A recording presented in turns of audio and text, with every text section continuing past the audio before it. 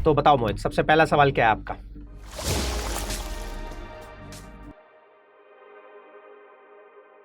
देखो होता क्या है ना, जनरली रेवाड़ी साइड खुदाई के लिए ड्राइंग पे जाना, चेक करना वो कहाँ पे ज़रूरी होता है। जैसे हैदराबाद में हो गया, बेंगलोर में हो गया, कि उनकी ज़मीनों में पत्थर मिलते हैं, ठीक है। और जैसे ऐसे एरिया हो गए जहाँ पे नीचे मिट्टी का क्ले आ रहा है, सिल्ट आ रहा है, ज़्यादा आ रहा है, तो वहाँ पे क्या होता है, मिट्टी कॉम्पैक्शन ज़्यादा हो जाती है। तो इसके लिए हम वहाँ पे विजिट करते हैं। बट रेवाड़ी साइड में ऐसा कोई दिक्कत है नहीं। तो जब खुदाई करते हैं तो वैसे ही दिख जाता है मिट्टी पक्की है, तो उसमें ऐसा कोई विजिट की जरूरत पड़ती नहीं है। और जनरली अगर हम बना रहे हैं घर, मान लो 3 फ्लोर का या 4 फ्लोर का, तो नीचे 6 फुट तक की खुदाई बहुत होती है, उससे ज़्यादा करने की जरूरत पड़ती नहीं है। आप कितने फ्लोर का, अभी आपका क्या प्लॉट है, क्या चीज़ है, सारी चीज़ें बताओ मेरे को एक बार। अच्छा 2.5 स्टोरी, कितने गज का प्लॉट है? अच्छा ठीक है, तो एक तरीके से 200-250 गज में आप बनाओगे, बाकी एरिया ओपन छोड़ोगे, है ना। तो 5 फुट की खुदाई 2.5 मंजिल के लिए बहुत ज्यादा है, कोई दिक्कत नहीं उससे, और इससे कम भी नहीं करनी है, 5 फुट ही करनी है।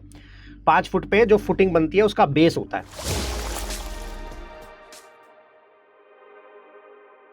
मैं मान के चल रहा हूँ जो आपका सवाल है वो ये है कि अमनी जी, हम फर्श पे पत्थर टाइल जो भी लगवा रहे हैं वो एकदम लेवल में हो, कहीं झाल ना बने कि ऐसा पानी गिर रहा है तो वहां पानी रुक गया, अटक गया, वो नहीं निकल जाए। यही है सवाल आपका, ठीक है। अब इसको क्या होता है, पहले तो स्लोप समझो कहाँ पे रखना है और कहाँ पे नहीं रखना है। जैसे कि आपके घर के अंदर का कारपेट एरिया, जैसे कि मतलब कॉमन एरियाज हो गए, bedroom, drawing, dining, live in, kitchen, है ना, इसमें कोई भी टाइप का स्लोप नहीं देना है, इसको 0-0 रखना है। कैसे चेक करना है वो आगे बताऊंगा अभी। उसके बाद बालकनी में स्लोप देना है, टेरेस में स्लोप देना है, बाकी जो अंदर वाले एरियाज हैं जहां पानी का कोई मतलब नहीं है वहां कोई स्लोप नहीं देना है। अब बात आती है स्लोप देना कितना है। 10 फुट में 1 इंच का स्लोप बहुत होता है। तो मान लो अगर मेरी छत जो लंबी है 50 फुट लंबी छत है, ठीक है, तो 50 फुट में अगर 1 इंच का दे रहे हैं तो 5 इंच का स्लोप ए पॉइंट से लेके बी पॉइंट तक, अगर ये ऐसे है तो मेरे को यहां से यहां तक जब मैं नापूं तो 5 इंच का स्लोप आ जाना चाहिए। कई बार होता है कि 50 फुट बहुत लंबा है तो एक ही तरफ ड्रेन पॉइंट नहीं देना है, तो सेंटर से बांट देते हैं, तो आधा 2.5 इंच का स्लोप इधर चला गया, आधी छत में 2.5 इंच का स्लोप इधर चला गया, तो दोनों पॉइंट कॉमन हो गए, ठीक है।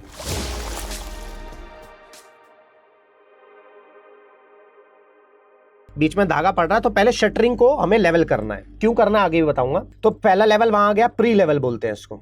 सेकंड, अब सरिया वो बांधेगा, सरिया बांध लिया। सरिया बांधने के बाद अब दोबारा लेवल चेक करेंगे, क्योंकि सरिये का लोड ज्यादा होता है तो कई बार शटरिंग ऊपर नीचे बैठ जाती है। अब वो होता क्या, जब नीचे से देखेंगे तो कई बार शटरिंग का पेट फूल जाता है, कई बार ज्यादा होता है। इससे होता क्या, आपका विद मटेरियल अगर आप लेबर रेट पे दे रहे हो तो आपका 1 से 2 लाख रुपए का नुकसान हो जाता है। अगर लेवल सही आएगा, ये मान लो मेरे यहाँ शटरिंग है, ठीक है, अब मान लो ये लेवल में नहीं है, इसमें नीचे से झाल है, ऐसा झाल बना हुआ है, तो यहाँ तो मेरी कम कंक्रीट आएगी लेकिन यहाँ मेरी ज़्यादा कंक्रीट आ जाएगी। यहाँ 5 इंची आया, यहाँ 6 इंची आ गया। तो अगर ज़्यादा झाल मेल होगा, लेवल ढंग से नहीं करा होगा, तो कहीं 6 इंच, कहीं 5 इंच, कहीं 7 इंच, कहीं 8 इंच झाल दिखेगा, तो उसके बाद कंक्रीट छील तो सकते नहीं आप। तो ये पहले ही आपको करना है कि ऊपर भी लेवल आए, और नीचे जो शटरिंग लगाओगे वो लेबर को बोलना लोहे वाली प्लेट डाले, प्लाई की ना लगवाना।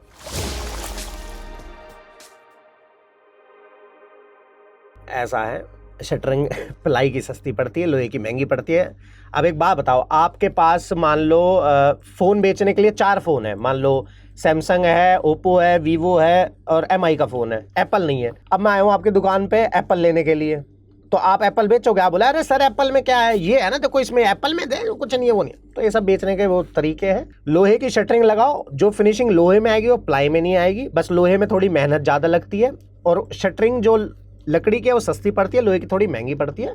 और कॉन्ट्रैक्टर को उस चीज़ का रेट भी दो, क्योंकि उसको अपने शटरिंग में पैसे बचाने हैं। लेकिन आप, वो अपनी शटरिंग में पैसा बचा जाएगा, मान लो आपने सोचा है लोहे की, तो ये मान लो 5,000 फालतू मांग रहा है, आप सोचेंगे नहीं तू लकड़ी की कर दे, लेकिन वो 5,000 चक्कर के बचाने के लिए अब जो वो प्लास्टर करेगा, अब वो नीचे अगर झाल बन गया, नीचे भी ऐसे लहर आ गई, तो यहाँ तो प्लस्तर 5 mm का हुआ, लेकिन यहाँ लेवल बनाने के लिए इसको यहाँ प्लस्तर मोटा करना पड़ेगा जिससे कि लेवल में आ जाए। और छत के अंदर 5 mm से ज्यादा का प्लास्टर मुश्किल रुकता है, बाद में झड़ने लग जाता है। फिर हम ये सोचते हैं कि माल खराब था कि ठेकेदार खराब था। तो वो 5,000 बचाने के चक्कर में आपका 1 से 1.5 लाख तो खर्चा, 2 खर्चा एक्स्ट्रा गया ही गया। साथ के साथ अब इन फ्यूचर वो प्लस्तर कब गिर जाए आपको पता नहीं।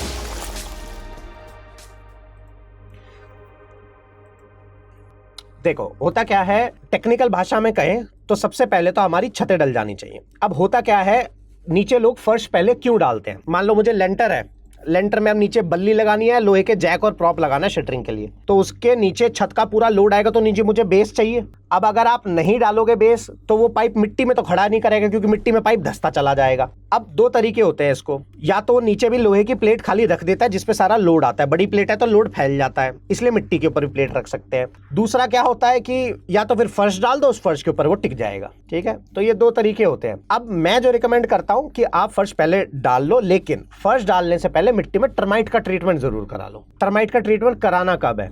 मिट्टी में थोड़ी सी नमी होनी चाहिए। सूखी मिट्टी में डालोगे, मान लो रेत का डला है, ठीक है, उसमें मैंने 4 बूंद पानी डाला तो मिट्टी फटाफट सोख लेगी उसको, और सोख के कहीं दवाई पहुंची कहीं नहीं पहुंची। लेकिन मिट्टी में जब थोड़ी सी नमी रहती है ना, तो दवाई धीरे धीरे फैलते। तो जो आपका सवाल था कि मनीष जी पहले फर्श डालें, छत डालें, क्या करें? दीवारें खड़ी करा लो, फर्श कच्चा करा लो, उसके बाद उसमें लेंटर डाल के अपना पीसीसी वीसीसी जो कराना करा के नक्की करो। ठीक है, तो मतलब पहले फर्श डलाओ फिर छत डलवाओ। ठीक है यार, पता है क्या, मार्केट में आधे तो बेवकूफ़ हैं। ठीक है, क्योंकि वो आज भी जो हमारे वो दादाओं ने बता दिया एल्ड्रिन डाल दो दीमक मर जाती है, वो उसी दवाई में आज भी लगे हुए हैं। तो अभी तक मार्केट में सिर्फ एक ही दीमक की बेस्ट दवाई है।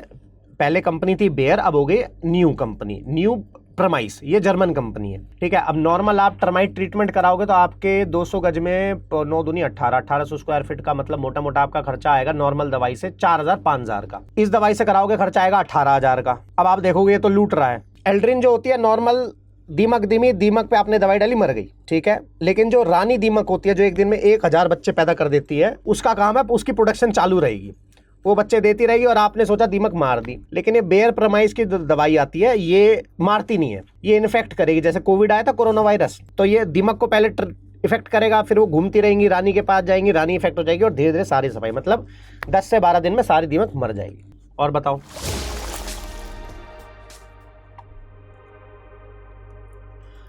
प्लास्टर ना इसमें मिस्त्री थोड़ा चिक चिक करेगा, पर अगर करा लोगे तो बढ़िया है। आपको क्या करना है बेसिकली, जब प्लास्टर का मसाला बना, अच्छा ये समझो, मान लो आटा गूंदना है। अब आटे गूंदने के लिए अगर आटा सॉफ्ट वाला है तो आप नर्म गूंदोगे तो एकदम मक्खन की तरह वो गूंदता चला जाएगा। लेकिन मान लो, जैसे अब मैंने वैसा आटा गूंदा तो नहीं है, बट मान लो बाजरे का है या कुछ है, वो थोड़ा हार्ड गूंदेगा ना, इसलिए उसकी रोटी भी थोड़ी टाइट बनेगी, स्ट्रांग बनेगी। सेम प्लास्टर है, जब प्लास्टर करते हैं तो जैसे सीमेंट और जमुना रेत होती है ना ग्रे कलर की, उसको मिला के किया जाता है। तो उसमें मान लो 1 तसला सीमेंट का डाला, 4 तसले हमने जमुना रेत के डाले, मिलाए, और फिर हम प्लास्टर करते हैं। अब होता क्या है, लेकिन मिस्त्री को जमुना रेत से करना पसंद है। क्यों पसंद है? क्योंकि आटा गूंदना उसमें आसान होता है, और करेसर थोड़ा बाजरा की तरह हार्ड होता है। ठीक है, लेकिन अगर आप करनी खुद चला के देखोगे ना, तो मिस्त्री में जान बहुत ज़्यादा लगती है ना। तो इसका मैंने दूसरा तरीका ढूंढो कि क्लाइंट भी खुश और ठेकेदार भी खुश। तो इसमें हम क्या करते हैं, 1 तसला हो गया सीमेंट का, 3 तसले हो गए जमुना रेत के, ठीक है, और 1 तसला डाल दिया करेसर का। तो ये वैसे ही हो गया मल्टीग्रेन आटा।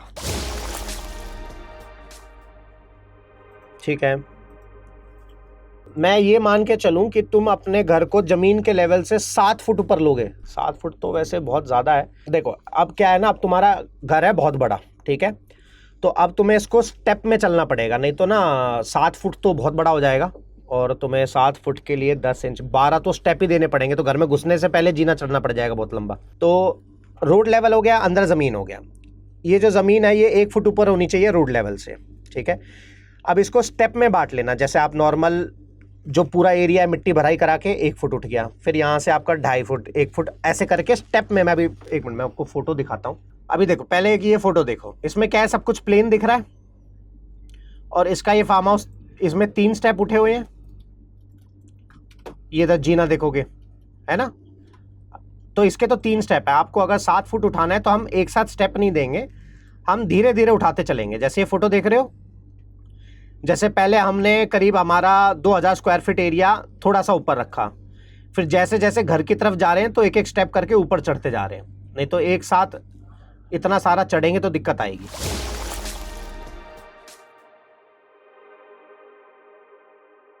अच्छा, पहले मैं ये समझने की कोशिश करता हूँ। ये मेरा प्लॉट हो गया, ठीक है, और ये मेरी इधर मैंने वॉल खड़ी कर दी, ठीक है।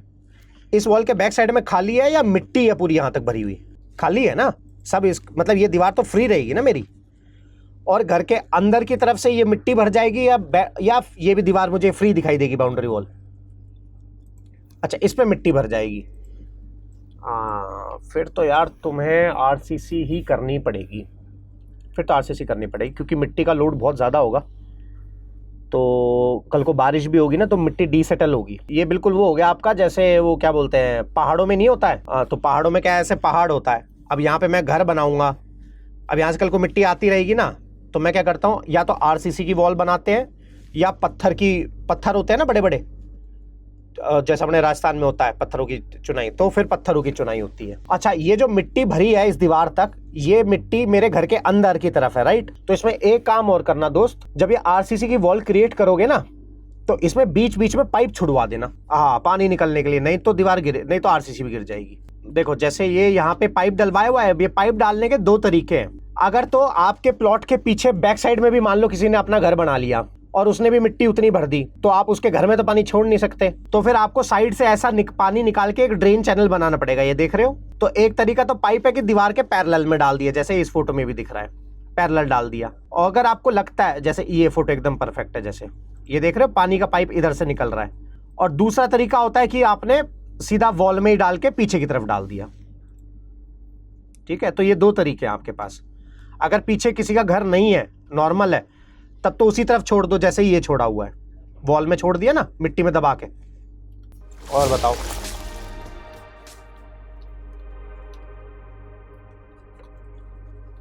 नहीं देखो इसमें 3 मटेरियल आते हैं, एक सबसे सस्ता, फिर मीडियम रेंज, फिर सबसे महंगा। सबसे सस्ता होता है कि जो गर्म करके तारकोल लगा दिया, नंबर 1, लेकिन ये प्लास्टर पे नहीं लगता है, कंक्रीट पे लगता है, ये ध्यान रखना। उसके बाद आपका आ जाता है बिटोफिक्स, डॉक्टर फिक्सेट का। तारकोल बंद क्यों हुआ, क्योंकि तारकोल गर्म करने पे धुआं निकलता है बहुत ज्यादा, तो वो हेल्थ के लिए भी खराब होता है और पॉल्यूशन भी होता है, तो इसलिए फिर बिटोफिक्स आया। वो भी तारकोल एक तरीके से रेडीमेड आता है, बस ब्रश लो और लगाना शुरू कर दो। तीसरा जो बोला आपने, फाइबर की टेप डालते हैं, ठीक है, वो कर सकते हो। अब आपकी ये जो बाउंड्री वॉल है, इस पे मुझे लगता नहीं कि ऐसा कुछ करने की जरूरत पड़ेगी, बट स्टिल आपको करना है, तो मेरे हिसाब से मैं आपको सही सलाह तो दूंगा, तो वो मेरे हिसाब से आप, ये 800 माइक्रोन की एक शीट आती है, ब्लैक कलर की पॉलीथीन, मोटी होती है। मिट्टी में दबने के बाद इसे गलने के लिए, खराब होने के लिए कम से कम 100 साल लगेंगे, ठीक है। तो ये सबसे बेस्ट ऑप्शन होता है। करना क्या है, कहाँ कहाँ पे डालनी है वो समझो, ठीक है। सबसे पहले जो फुटिंग का बेस बनेगा, ठीक है, तो फुटिंग में क्या होता है, ठेकेदार क्या करता है, सीधा फुटिंग डाल देता है सरिया बिछा के। पहले पीसीसी होती है, फिर फुटिंग का कंक्रीट डाला जाता है। उसमें एक और लेयर ऐड होता है कि फुटिंग में जो पहले पीसीसी करी है, उस पर मिट्टी पे पहले ये पॉलिथीन बिछा दो, खत्म। फिर पीसीसी करो, फिर फुटिंग डालो, फिर ये सारी चीज करो। होता क्या है, क्यों डाली जाती है, रीजन क्या है, हमारी ये हाथ हो गया, इस हाथ के अंदर है हड्डी, ठीक है, तो ये समझ लो हाथ के अंदर है सरिया जो हड्डी है, और ये जो मांस है ये है कंक्रीट। कंक्रीट क्यों डाला जाता है, अगर अंदर सरिया पानी के कांटेक्ट में आ गए तो 10 साल में गल जाएगा, और इसीलिए कंक्रीट चारों तरफ रैप होती है। जैसे मेरे यहाँ से खाल निकाल दोगे, हड्डी दिखेगी तो खराब हो जाएगा ना, तो सेम ऐसे पन्नी इसलिए जाते हैं कि कल का कहीं कंक्रीट रह भी गया, थोड़ा बहुत गैप भी रह गया, तो पानी ऊपर ना चढ़े और सरिया गले ना, बस इतना ही फर्क होता है।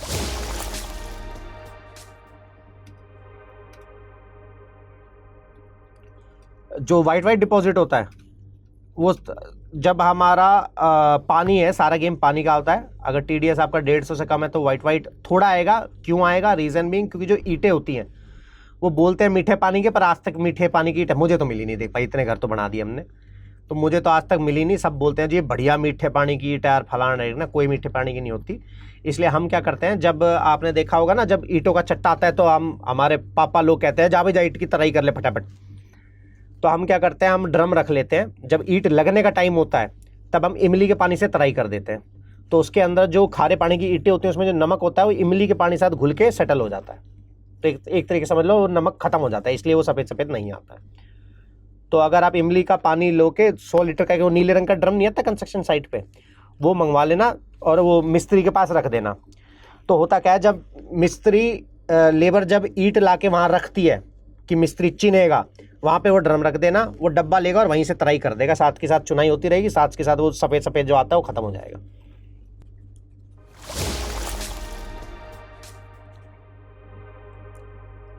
कुछ नहीं कराना, मत ड्रामे में पड़ो, क्योंकि जब इनमें क्रैक आना शुरू होते तो रुक के नहीं रुकते ये। क्यों, और एक्चुअल में क्या होता है, ये ब्लॉक्स लगाने के लिए ना प्रोसीजर बिल्कुल अलग है। ये ब्लॉक्स इंडिया में तो बने नहीं, बन के आए ये बाहर से, ठीक है। अब ये ब्लॉक्स बन के आए, नॉर्मल हम क्या करते हैं भाई, ब्लॉक में अब मिस्त्री क्या आया, जो नीचे जैसे ईंट लगाने से पहले मसाला फैलाते हैं, अब ये ईंट रखने के बाद हम उसमें मसाला उनका स्पेसिफाइड है कि इतना होना चाहिए। आपको लगता है आपका मिस्त्री देखेगा कि 6 आ रहा है नहीं आ रहा, नहीं देखेगा, वो सीधा रखता चला जाएगा। चलो रख गया। अब ब्लॉक के लिए हमें बीच में एक सिल बैंड डालना होता है, जैसे 4 फुट 5 फुट कैट पे जैसे लिंटल नहीं डलता है, लिंटल पता है, तो लिंटल डल, हाँ, अब वो सिल बैंड डालना पड़ता है, फिर ब्रिक होगी। अब प्लास्टर करने से पहले उस सिल बैंड पे जाली लगती है, ठीक है। अब वो जाली ठेकेदार कौन सी डालेगा, जो मुर्गा जाली आती है, और ब्लॉक वर्क के लिए उसकी जाली बिल्कुल अलग आती है, रोम्बस मैश कहते हैं उसको। अब ये रोम्बस मैश किसी को पता भी नहीं होगा, और लोग बिल्डर सब दबा के ब्लॉक वर्क कर रहे हैं, और बाद में जब क्रैक आता है तो या तो पेंटर की गलती निकलेगी, या ठेकेदार की गलती निकलेगी, या मटेरियल की गलती निकलेगी, पर पता नहीं होगा किसी को भी। तो इसलिए ब्लॉक वर्क के लिए स्किल्ड मेजन चाहिए, नॉर्मल मिस्त्री नहीं कर पाएगा। यार थर्मल प्रूफ पे मैं खुद काम कर रहा हूँ कि वो ऐसा कुछ मटेरियल बन जाए जो एक्चुअल में, जो लोग एडवर्टाइजमेंट में तो दिखा देते हैं कि 10 डिग्री डाउन हो गया, बट अभी तक मैं सारे प्रोडक्ट देख चुका हूँ, अभी तक ऐसा कुछ मिला नहीं है। एक नई चीज़ है जिसे हम बोलते हैं बर्मोक्लाइट। बर्मोक्लाइट बेसिकली है क्या, आपने भैंस का तूड़ा देखा है, उस तूड़े में केमिकल मिला के ब्लॉक बनाए जा रहे हैं, अब उसके क्यूब्स बना बना के छत पे फैलाए जा रहे हैं, और अब उससे भरा जा रहा है। तो वो मैंने आज से 2 साल पहले कराया था, तो मैंने अभी हाल फिलहाल 10-15 दिन पहले रिव्यू लिया था। मैं कहा जी उसका क्या है, तो उन्होंने जेन्युइन रिव्यू दिया। उन्होंने बोला भाई 12 से 13 डिग्री, कई बार गर्मी में मैं छत पे एसी नहीं चला रहा हूँ। तो बर्मोक्लाइट बहुत अच्छी चीज़ निकल के अभी तक आई है। हाँ, वो एक रील वायरल हो रखी है अभी, जो चूने में और उसमें मिला के देख रहे हैं। अब मैंने यार उसको यूज़ किया नहीं है, तो मुझे उसका आइडिया है नहीं। बाकी वो वीडियो में तो ऐसा ही बोल रहा है कि हाँ भाई हो रहा है, तो उसको मैं अभी ट्राई करूँगा जैसे फ्री होऊंगा तब उसके बाद। क्योंकि होता क्या है ना यार, रील में व्यूज़ के लिए कुछ भी बोल रहे हैं लोग आजकल। अब वो सही है या नहीं है वो देख के मेरे को पता चलता है। जैसे कि अभी क्या है ना, लोग अपनी किचन स्लैब में ग्रेनाइट और क्वार्ट्ज छोड़ के फुल बॉडी आने लगी है, जो टाइल ही होती है लेकिन फुल बॉडी। अब फुल बॉडी लगा रहे हैं, किसी को पता नहीं फुल बॉडी एल्यूमिनियम के साथ नहीं है। अगर आपके घर में बर्तन एल्यूमिनियम के हैं तो वो स्क्रैच डाल देंगे पूरे उस पर, और स्क्रैच वैसा नहीं होगा कि वो फील होगा, सिर्फ कलर उड़ जाएगा पत्थर का। और बताओ,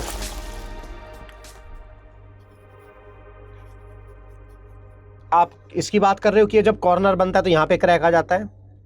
देखो वो ये क्रैक आने का रीज़न क्या होता है, क्यों आता है क्रैक, वो समझो। अब मान लो ये मेरी एक दीवार है, ठीक है, ये मेरी दूसरी दीवार है, ठीक है, ये मैंने मिला दिया। अब इसमें आपको हेयर लाइन जॉइंट दिखाई दे रहा है, गैप दिखाई दे रहा है। आप इसमें चाहे मुर्गा जाली लगाओ, चाहे इसको पकड़ के खड़े जाओ, ये क्रैक जिंदगी भर आएगा। अब मैं बताता हूँ क्या सॉल्यूशन है। ये सेम दीवार है, लेकिन अब मैंने इन दीवार में डाढ़े छोड़े हुए हैं। ये दूसरी दीवार है, अब क्रैक आएगा, मतलब ही नहीं होता। अगर आपने दीवार बनाई और उसमें ऐसे डाढ़े छोड़ दिए, तो जब दूसरी दीवार लगाओगे तो उसके डाढ़े इसमें फिक्स हो जाएंगे, क्रैक आएगा ही नहीं। अब आजकल क्या होता है, लगाई दीवार, दूसरी लगाई दीवार, ठेकेदार को कोई मतलब नहीं। तो वो चीज़ है। अगर आपने देखा होगा तो जब हम चौखट लगाते हैं ना, तो उस चौखट पे देखा होगा तो ऐसे मोल्डिंग लगाते हैं। ये मोल्डिंग लगाने का मकसद यही होता है कि जो वो अंदर ग्रूव है, वो ग्रूव इसके पीछे छुपा रहता है, लकड़ी की। अब इसमें लोग डिज़ाइन करने लगे, जैसे कि अब आप देखोगे तो ये चौखट देख रहे हो, अब कोई पैनलिंग करा लेता है, कोई ऐसी मोल्डिंग ठिकवा देता है। अभी देखो मोल्डिंग के कितने सारे डिज़ाइन आते हैं, ठीक है। तो अब ये जैसे ये देखोगे तो ये बंदा मोल्डिंग ठोक रहा है। ये मोल्डिंग क्यों ठोक रहा है, क्योंकि वो जो जॉइंट होता है, ग्रूव होता है, उसको छुपाने के लिए। जैसे ये देख,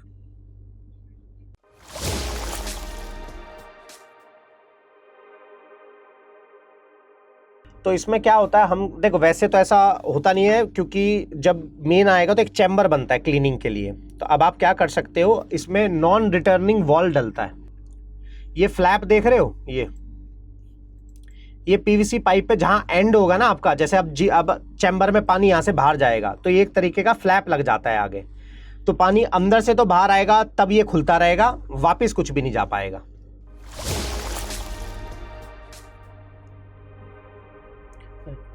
WPC खत्म। तो हो सकता है घर वाले ठेकेदार, अरे बाबूजी क्या लगा रहे हो फैंसी चीज़ें, ये सामान लगाओ, देखो कहाँ से आ रही है, सब कुछ नहीं है। WPC लगा लेना, सस्ती भी पड़ेगी और सबसे कारीगर पड़ेगी। 5 साल तो मुझे ही हो गए लगाते हुए यार। लगा सकते हो चाहो तो। नहीं, एल्यूमिनियम नहीं होती, उसको हम जापानी चद्दर बोलते हैं, समझ लो अपने वो दादी की संदूक नहीं होती थी जो जिस चद्दर से वो संदूकें बनती थी उसी चद्दर से अब चौखटें बन जाती हैं, बस ये मान लो। डोर, फ्लश डोर, अरे नहीं यार, क्यों इतना काम में की चीजें जा रहे हो। फ्लश डोर लगाओ, कुछ नहीं होता। दीमक वहां लगती है, उस लकड़ी में लगती है सबसे पहले। अब हम बोलते हैं चौखट लगाओ सागवान की, क्यों? दीमक खाती है सेल्यूलोज, जो दीमक लकड़ी में ढूंढ के खाती है, ठीक है। अब शीशम, उसमें सागवान में तेल होता है गाढ़, और दीमक तेल तो खा नहीं सकती, इसलिए सागवान की लकड़ी में दीमक नहीं लगती है, नंबर 1। उसके बाद जो भी लकड़ी आती है उसमें कहीं ना कहीं जो भी उसे कुछ मिला तो वो खाने लग जाएगी, ठीक है। तो लकड़ी की चौखट तो नहीं लगानी है। अब दीमक लगती उसमें जो लकड़ी एकदम स्टेशनरी है, रिजिड है, अब वो हिलेगी नहीं। जैसे आपका मान लो अलमारी है, हाँ, अलमारी के पल्ले में नहीं लगेगी, पीछे लगेगी। तो फ्लश डोर में कुछ भी लगाओ, घटिया से घटिया भी चीज लगाओगे, उसमें दीमक नहीं लगती। जो चीज चलती रहेगी, हिलती रहेगी, उसमें कभी दीमक नहीं लगती।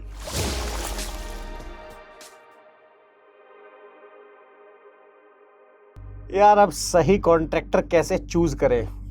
यार कॉन्ट्रैक्टर तो देख कोई भी चूज कर लो, लेकिन मेन होता है जो सिस्टम है, जो काम है, वहां पे खड़े होकर करवा कौन रहा है। अब जैसे आप कह रहे हो कि वाइब्रेटर मारना चाहिए, हनीकॉम्ब नहीं होगा, है ना, बट वो क्या करेगा, वाइब्रेटर एक कॉलम में कितनी बार चलाएगा? जैसे कि हर 1 फुट की फीलिंग पे वाइब्रेटर चलता है, वो 4 फुट का भरेगा फिर वाइब्रेटर मारेगा। तो वो सिस्टम होते हैं। तो इसके लिए फिर हम क्या करते हैं ना, इंजीनियर देखता है ये चीज़ें। अब उसके लिए हम ऑनलाइन भी लगा देते हैं और ऑफलाइन भी लगा देते हैं। वो क्लाइंट के ऊपर होता है कि जैसे जहाँ पे हम डिज़ाइन नहीं कर सकते, एग्जीक्यूशन भी नहीं कर सकते, लेकिन अब क्लाइंट के पास टाइम भी नहीं है, ऑफिस भी उसे जाना है, घर पे कोई देखने वाला भी नहीं है, तब हमारा इंजीनियर का एक ग्रुप बनता है जिसमें कॉन्ट्रैक्टर क्लाइंट होता है। कॉन्ट्रैक्टर का काम है डेली सुबह फ़ोटो भेजेगा, काम की फ़ोटो भेजेगा, और इंजीनियर यहाँ से ये ध्यान रखता है कि जो काम एक्चुअल में जिस तरीके से होना चाहिए वो हो रहा है कि नहीं हो रहा। तो अच्छा कॉन्ट्रैक्टर का तो कोई डेफिनेशन नहीं है। जैसे कि आज मेरे पास लेबर है, अब कल मेरी वो लेबर भाग गई तो दूसरी लेबर लानी पड़ेगी। तो हमारे पास बस प्रोसीजर अगर सही होगा तो कोई भी सही कर ही लेगा। बस उसको ये है कि जैसे अब शाही पनीर बनानी है, अब मैंने शाही पनीर का आपको रेसिपी दे दी, अब नमक आपको डालना है, मैंने उसमें लिखा हुआ है नमक आपको तोल के 10 ग्राम डालना है, तो आप चाह के भी गलती नहीं कर सकते ना, ठीक है। आई थिंक मोहित अब आप एक लास्ट सवाल पूछ सकते हो, क्योंकि उसके बाद फिर नेक्स्ट कॉल है हमारी।